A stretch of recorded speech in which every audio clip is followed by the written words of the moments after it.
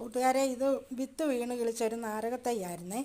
അപ്പോൾ ഇത് ഇങ്ങനെ ഒരു തൈ ഇങ്ങനെ കിളിച്ച് വന്നപ്പോഴത്തേക്കും മുളച്ച് വന്നപ്പോഴത്തേക്കും ഞാൻ അതെടുത്തൊരു പോട്ടിനകത്ത് കുറച്ച് ചാണകപ്പൊടിയും കരിയിലയും കൂടെ ഇട്ട് നട്ട് ഞാനൊരു സൈഡിലോട്ട് മാറ്റി വെച്ചു. ഇവിടെ ഒരു മതിലിൻ്റെ അടുത്തായിട്ട് മാറ്റി വെച്ചിരുന്നു.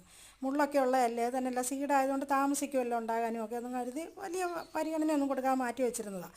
അതവിടെ നിന്ന് ആ ചെടി നല്ല രീതിയിൽ വളർന്ന് നല്ല ഗ്രോത്തൊക്കെ ആയി നിറച്ച് ലീഫും കാര്യങ്ങളൊക്കെ ആയിട്ടൊരു ബോൺസായി ചെടി പോലെ അങ്ങ് നന്നായി വന്നു കഴിഞ്ഞപ്പോൾ 3-4 വർഷം പിടിക്കുമല്ലോ ഇതിൽ നാരങ്ങയൊക്കെ ഉണ്ടാകാൻ. അതുകൊണ്ട് നമ്മൾ അങ്ങ് അവഗണിച്ചിട്ടിരുന്നതാണ്.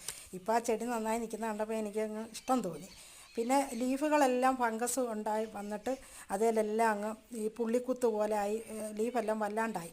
ഞാനിപ്പോൾ ആ ലീഫെല്ലാം കട്ട് ചെയ്ത് കളഞ്ഞിട്ട് ഈ പോട്ടിനകത്തുനിന്ന് ഇത് മാറ്റി ഒരു ടബിനകത്താക്കി. ടബിനകത്ത് ഈ നാരകത്തിനെന്ന് പറഞ്ഞാൽ പടർന്ന് പന്തലിച്ച് വരുന്ന വേരുകളാണ്. നല്ല രീതിയിൽ അടിവിസ്താരമുള്ള ചട്ടിക്കകത്തൊക്കെ ഇത് നട്ടെങ്കിലേ നന്നായി കിട്ടത്തുള്ളൂ.